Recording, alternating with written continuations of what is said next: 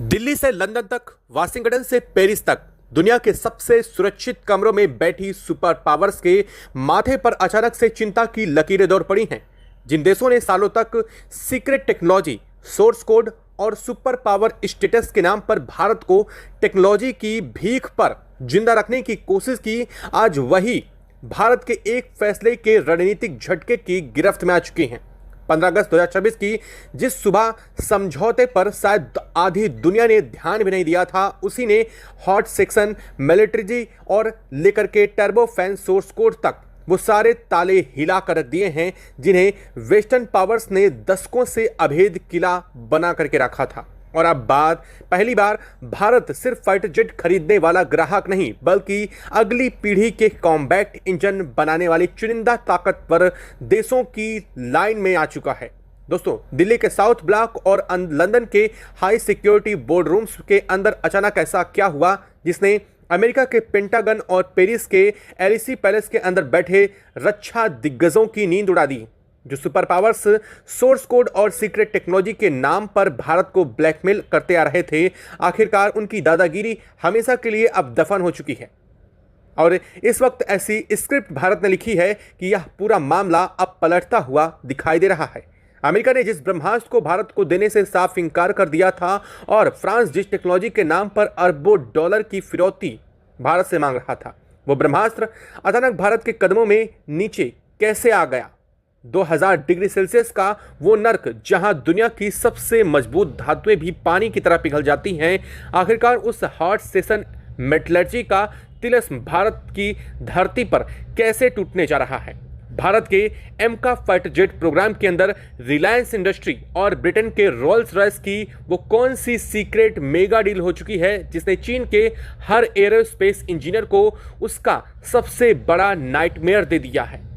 दोस्तों, इस पूरे घटनाक्रम में आज हम उन चीज़ों को समझने वाले हैं जो इस वक्त हो रही हैं और अचानक से ये क्यों सामने आ गया है, जिसके चलते पूरी दुनिया में एक बार फिर भारत का दबदबा कायम होता दिखाई दे रहा है, जो भारत पीढ़ियों को आगे पहुंचाने की तैयारी कर चुकी है। दोस्तों, रक्षा विज्ञान की दुनिया के अंदर एक बहुत मशहूर और कड़ी कहावत है कि एक परमाणु बम बनाना या चांद पर रोवर उतारना बहुत आसान होता है, लेकिन एक फाइटर जेट का भरोसेमंद टर्बोफैन इंजन बनाना दुनिया का सबसे जटिल और नामुमकिन सा काम है।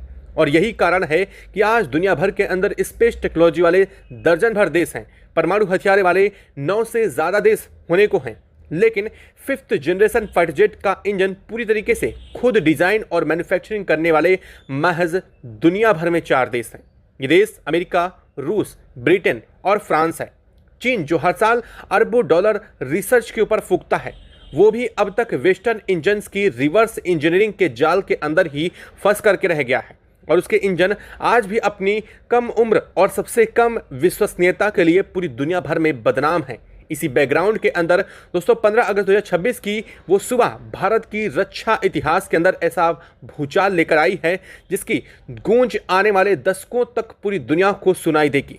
रिलायंस इंडस्ट्री यानी कि RIL और ब्रिटेन की दिग्गज एरोस्पेस कंपनी रॉयल्स रॉयस के बीच में भारत के एमका यानी कि एडवांस मीडियम कॉम्बैट एयरक्राफ्ट के लिए एक स्वदेशी कॉम्बैट इंजन बनाने का जो रणनीतिक समझौता हुआ है, उसने वेस्टर्न पावर के उस घमंड को इस वक्त हिला करके रख दिया है, जहां वो अपनी तकनीक के दम पर भारत को हमेशा एक जूनियर पार्टनर के रूप में दिखाने की कोशिश करते थे। दोस्तों, ये सिर्फ एक कॉरपोरेट या फिर व्यापारिक समझौता बिल्कुल नहीं है, यह एक ऐसा जियोपॉलिटिक्स मास्टर स्ट्रोक है जिसके पीछे एक बहुत गहरा रणनीतिक खेल खेला गया है। जब हम भारत के एमका प्रोग्राम की बात करते हैं तो असली लड़ाई लोहे, एल्यूमिनियम या फिर रडार की नहीं है। असली लड़ाई उस अदृश्य दिमाग और अभेद धातु की है जिसे वेस्टर्न दुनिया अपने क्राउन ज्वेल्स मानती है।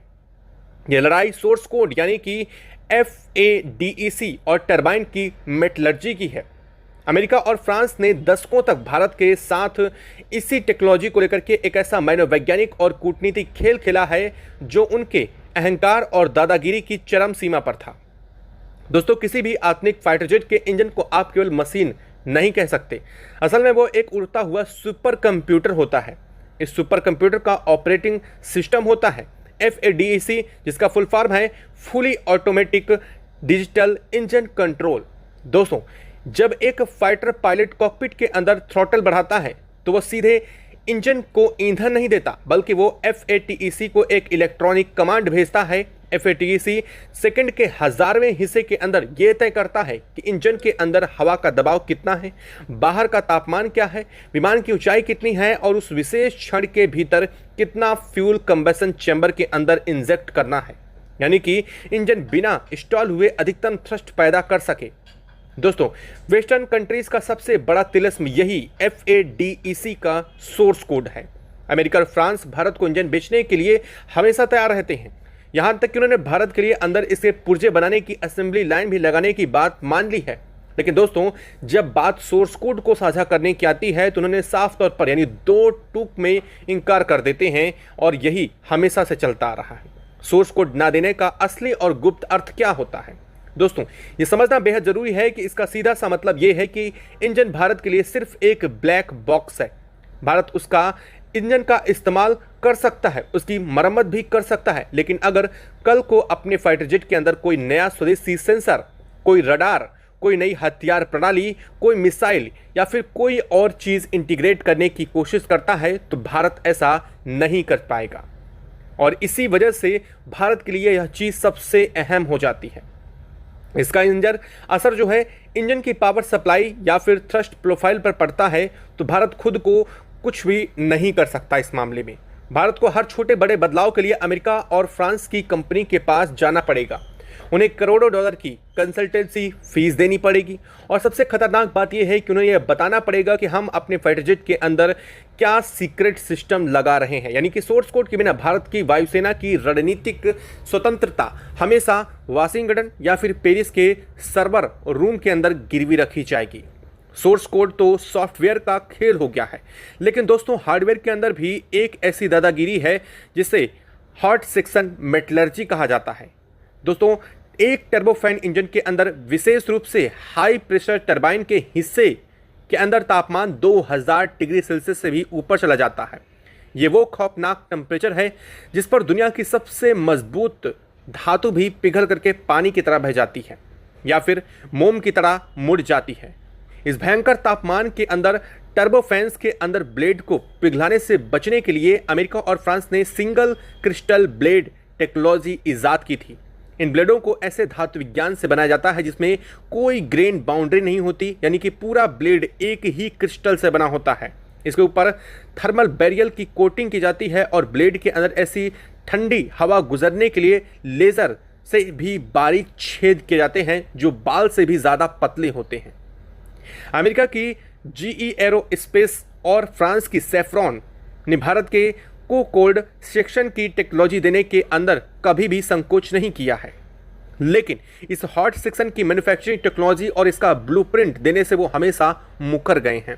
उनका तर्क ये था कि उनके देश दशकों की रिसर्च के बाद इस परिणाम तक पहुंचा है, लेकिन दोस्तों इसके पीछे असली चीज का सच ये था कि अगर भारत ने हॉट सेक्शन बनाना सीख लिया तो उसे कभी भी विदेश के इंजनों पर ज़रूरत पर नहीं टिकना पड़ेगा और वेस्टर्न कंट्रीज़ की अरबों डॉलर की दुकानें भारत के लिए बंद हो जाएंगी। भारत यह क्योंकि खुद बना पाएगा।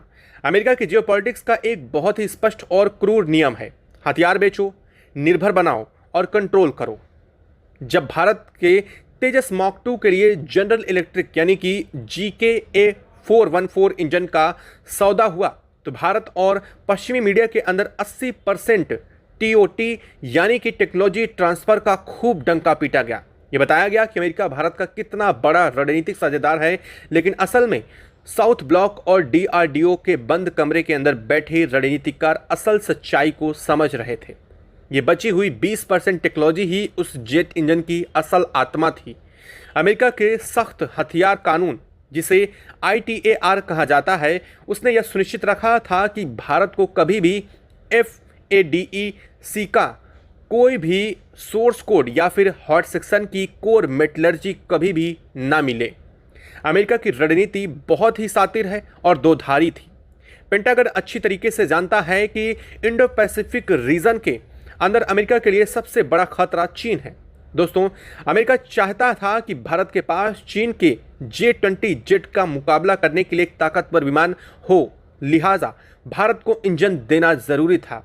लेकिन वाशिंगटन ये कतई नहीं चाहता कि भारत रक्षा क्षेत्र के अंदर इतना आत्मनिर्भर हो जाए कि वो कल को अमेरिका के हथियार बाजार के बजाय साउथ ईस्ट एशिया के अंदर अपना एमका फाइटर जेट बेचने को लेकर के ही अमेरिका को चुनौती देने लग जाए। अमेरिका ने जीई इंजन के साथ ही जो एंड यूजर एग्रीमेंट की शर्तें भारत के ऊपर थोपी थी, उनका सीधा मतलब यह था कि हम तुम्हें ताकतवर तो बनाएंगे, लेकिन तुम्हारे गले का पट्टा हमारे हाथ में रहना चाहिए।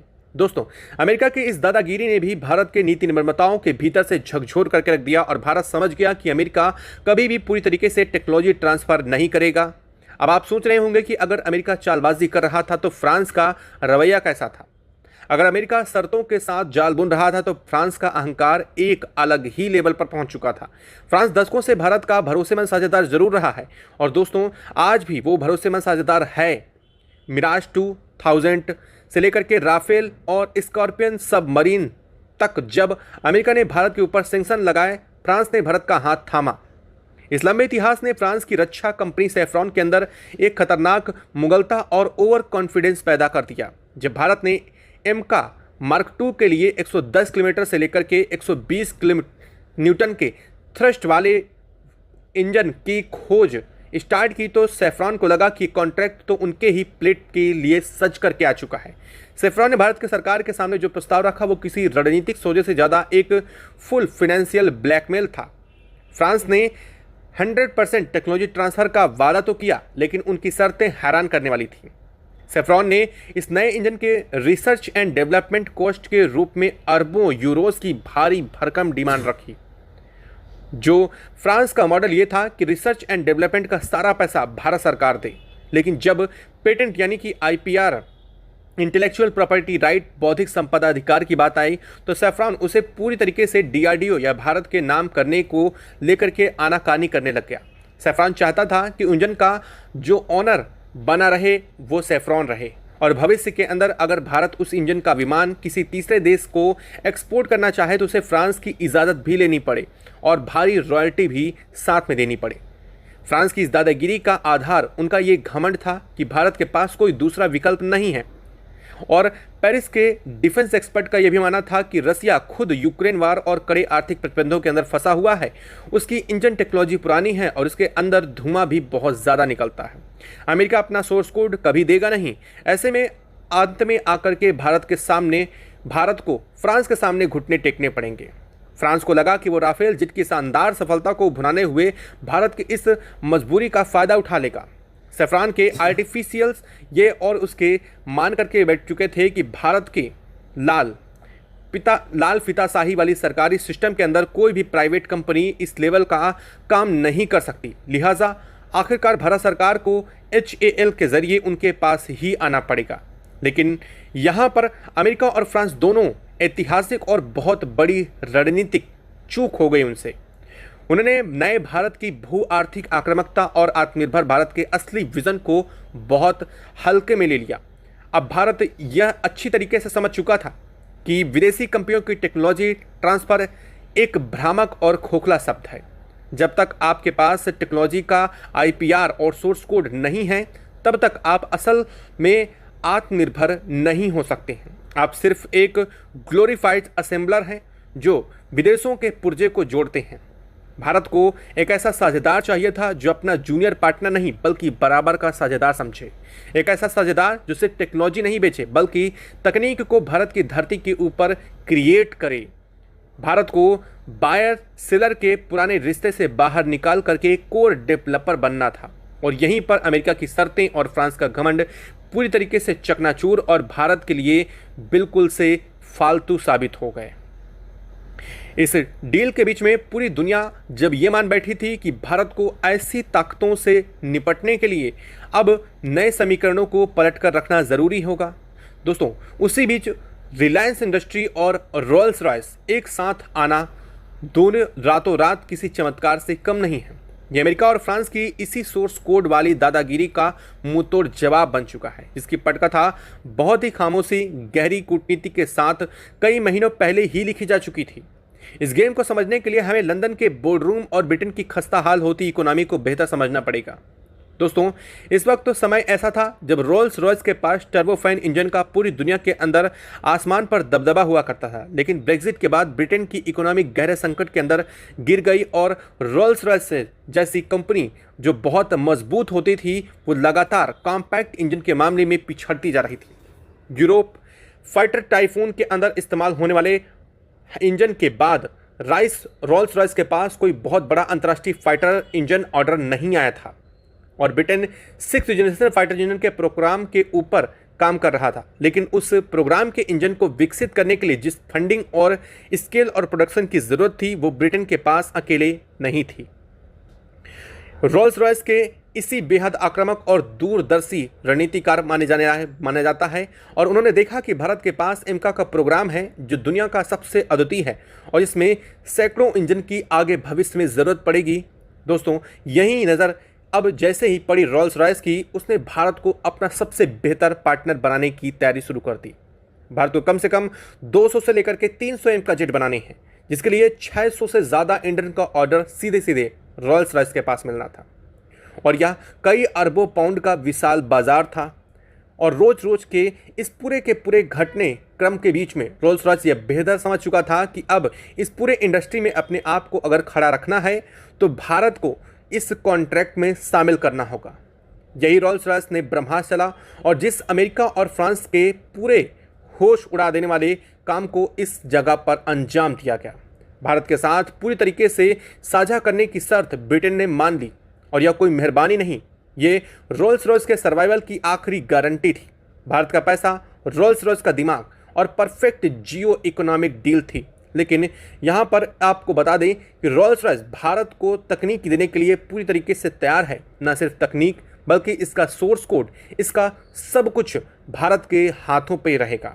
मतलब सीधी सी बात है, इसका आईपीआर भी भारत के ही हाथों मिलने वाला है। दोस्तों, रोल्स रॉयस को एक ऐसा इंडियन पार्टनर चाहिए जो पश्चिमी कंपनियों जैसी स्पीड कॉरपोरेशन, प्रोफेशनलिज्म और अरबों डॉलर का रिस्क उठाने के लिए कैपेबिलिटी रखती हो। भारत के अंदर इस वक्त रिलायंस इंडस्ट्री से बहुत बड़ा ताकतवर कोई इंडस्ट्री नहीं है। रिलायंस ने जामनगर के अंदर दुनिया के सबसे बड़ी रिफाइनरी बना दी, जियो के जरिए दुनिया का सबसे बड़ा और सस्ता टेलीकॉम नेटवर्क खड़ा कर दिया। रिलायंस की खासियत यह है कि वो केवल एक फैक्ट्री नहीं लगाते बल्कि पूरी की पूरी सप्लाई चेन और इकोसिस्टम को निगल करके नया साम्राज्य खड़ा कर देते हैं। एयर स्पेस सेक्टर के अंदर रिलायंस की एंट्री बहुत ही सोची समझी रणनीति का हिस्सा है। दोस्तों, जब रिलायंस की टॉप लीडरशिप ने रोल्स रॉयस के साथ बातचीत स्टार्ट की तो सरकार ऐसी इस वक्त धीमी डील नहीं थी, ये B2B डील थी और यानी कि बिजनेस टू बिजनेस डील थी, जिसे दोनों देशों ने शीर्ष राजनीतिक नेतृत्व का पूरा सिग्नल पहले ही मिल चुका था। रिलायंस के पास में थे पूंजी जो इंजन डेवलपमेंट के शुरुआती फेज के अंदर होने वाले भारी कैश बर्न को आसानी से झेल सकती है। रिलायंस की ताकत ने सेफ्रॉन और जीके उस घमंड को हमेशा के लिए तोड़ दिया है। भारत के पास कोई विकल्प भले नहीं मौजूद था, लेकिन अब सवाल यह है कि क्या रिलायंस और Rolls Royce aerospace gas turbine complex की घोषणा के बाद भारत के अंदर ग्राउंड लेवल पर क्या बवंडर मचने वाला है। सबसे बड़ा सवाल यह है कि HAL की मोनोपोली के विध्वंस के रूप में यह खबर सामने आई है। दशकों से भारत के अंदर विमानन का सीधा मतलब केवल HAL समझा जाता था। HAL ने देश की बहुत सेवा की है, लेकिन मोनोपोली के कारण वो हमेशा टाइमलाइन और बजट ओवरटर्न का शिकार होते रहे हैं। लेकिन रिलायंस के क्षेत्र में एंट्री से भारत के अंदर फाइटर जेट इंजन निर्माण के अंदर एक ऐसा शक्तिशाली प्राइवेट प्लेयर उतर चुका है जिसके पास में सरकार से ज़्यादा तेज निर्णय लेने की इस वक्त क्षमता विद्यमान है। अब भारत के अंदर बेहद जरूरी स्पर्धा स्टार्ट होने जा रही है। रिलायंस कॉरपोरेट कल्चर HAL को अपनी असेंबली लाइन और काम करने के तरीके को पूरी तरीके से अब आधुनिक बनाने पर मजबूर कर देगा। ये भारत के रक्षा उत्पादन के अंदर उसी तरीके से क्रांति लेकर के आएगा जैसे स्पेसएक्स ने नासा के साथ मिलकर के अमेरिका के अंदर लाई थी। दोस्तों, दूसरी बात, सुनामी इस वक्त भारत के इस वक्त MSME सेक्टर के अंदर भी आने जा रही है। इस फाइटर जेट के अंदर 20,000 से ज़्यादा छोटे बड़े पुर्जे शामिल होंगे। रिलायंस अपने कॉम्प्लेक्स के अंदर सब कुछ खुद नहीं बना सकता। ये कॉम्प्लेक्स पूरे भारत के अंदर टियर 1, टियर 2 और टियर 3 सप्लायर की एक बड़ी फौज को खड़ा करने जा रहे हैं। यानी देखा जाए तो भारत के लिए एक तरफ बहुत बड़ी मात्रा में रोजगार, बड़ी से छोटी कंपनियों को एक नया काम और साथ साथ भारत के लिए एक सबसे बड़ी ताकत उसका खुद का स्वदेशी फाइटर जेट खड़ा करने की ताकत, सब कुछ एक साथ मिलने जा रहा है के हिसाब से एकीकृत किया जा सकता है। लेकिन अगर उसका इंजन किसी दूसरे देश से आना है तो सवाल उठना स्वाभाविक है कि आखिर इस पूरी ताकत की असली चाबी किसके हाथ में है। यही वह सवाल है जिसने भारत को पिछले कई दशकों में बार बार परेशान किया है और यही वह सवाल है जिसके जवाब की तलाश में भारत ने एक ऐसा सफर शुरू किया जिसकी कहानी सिर्फ कावेरी इंजन की कहानी नहीं है बल्कि तकनीकी आत्मनिर्भरता की लड़ाई की कहानी है। एक समय था जब भारत के स्वदेशी फाइटर जेट इंजन कार्यक्रम को लेकर दुनिया में संदेह किया जाता था। कहा जाता था कि भारत विमान बना सकता है, लेकिन उसके लिए आधुनिक टर्बोफैन इंजन बनाना भारत की क्षमता से बाहर है। लेकिन भारत ने इस चुनौती को हार मानकर स्वीकार नहीं किया। कावेरी कार्यक्रम में अनेक तकनीकी समस्याएं आईं, इंजन अपेक्षित प्रदर्शन तक नहीं पहुंच पाया, समय बढ़ता गया, लागत बढ़ती गई और अंततः तेजस के मूल कार्यक्रम के साथ कावेरी की भूमिका बदल गई। लेकिन यहीं से कहानी खत्म नहीं हुई बल्कि असली कहानी यहीं से शुरू हुई, क्योंकि वैज्ञानिक कार्यक्रमों की सबसे बड़ी ताकत यह होती है कि असफल प्रयोग भी ज्ञान छोड़कर जाते हैं और वही ज्ञान अगली पीढ़ी की तकनीक की नींव बन सकता है। अब जरा उस दौर को याद कीजिए जब भारत पर अंतर्राष्ट्रीय तकनीकी प्रतिबंधों का दबाव था। 1998 के परमाणु परीक्षणों के बाद भारत को कई क्षेत्रों में तकनीकी प्रतिबंधों का सामना करना पड़ा। रक्षा और उच्च तकनीक से जुड़ी कई महत्वपूर्ण क्षमताओं तक भारत की पहुंच सीमित हुई। उस समय भारत के लिए यह एक बड़ा झटका था, लेकिन इतिहास में कई बार ऐसा हुआ है कि किसी देश के सामने बंद दरवाजा उसकी मजबूरी नहीं बल्कि उसकी नई दिशा बन जाता है। भारत के सामने भी यही हुआ। अगर विदेशी तकनीक आसानी से उपलब्ध रहती तो शायद स्वदेशी इंजन की आवश्यकता को लेकर उतनी तीव्रता पैदा नहीं होती। लेकिन जब दुनिया ने कहा कि तकनीक नहीं देंगे तो भारत के वैज्ञानिकों ने धीरे धीरे यह समझना शुरू किया कि अगर आने वाले दशकों में भारत को वास्तविक रणनीतिक स्वतंत्रता चाहिए तो केवल विमान खरीदना पर्याप्त नहीं होगा, केवल मिसाइल खरीदना पर्याप्त नहीं होगा, केवल टैंक या हेलीकॉप्टर खरीदना पर्याप्त नहीं होगा। उन प्लेटफॉर्मों के सबसे महत्वपूर्ण हिस्सों को खुद विकसित करना होगा और उनमें सबसे कठिन तकनीकों में से एक है आधुनिक एरो इंजन तकनीक। जेट इंजन कोई साधारण मशीन नहीं होता। बाहर से देखने पर वह धातु का एक बेलनाकार ढांचा दिखाई देता है, लेकिन उसके अंदर ऐसी परिस्थितियां पैदा होती हैं जहां अत्यधिक तापमान, अत्यधिक दबाव और हजारों चक्कर प्रति मिनट की गति से घूमने वाले हिस्सों को लगातार काम करना पड़ता है। इंजन के भीतर हवा को संपीड़ित किया जाता है, ईंधन जलता है और उससे पैदा होने वाली ऊर्जा टरबाइन को घुमाती है। इस पूरी प्रक्रिया में अगर किसी एक हिस्से की डिजाइन, सामग्री या निर्माण गुणवत्ता में छोटी सी गलती भी हो तो इंजन की विश्वसनीयता और प्रदर्शन प्रभावित हो सकता है। सबसे बड़ी चुनौतियों में से एक है टरबाइन ब्लेड। ऐसे ब्लेडों को बेहद ऊंचे तापमान में लगातार घूमना पड़ता है। यही वजह है कि आधुनिक लड़ाकू विमान इंजन के क्षेत्र में विशेष धातु विज्ञान, सिंगल क्रिस्टल ब्लेड, उन्नत कोटिंग, सटीक निर्माण और अत्याधुनिक परीक्षण सुविधाएं निर्णायक भूमिका निभाती हैं। इसीलिए किसी देश के लिए फाइटर जेट इंजन बनाना केवल एक इंजन बनाना नहीं बल्कि उसके पीछे पूरी वैज्ञानिक और औद्योगिक व्यवस्था तैयार करना है। यही वजह है कि कावेरी कार्यक्रम का इतिहास समझना बेहद जरूरी है।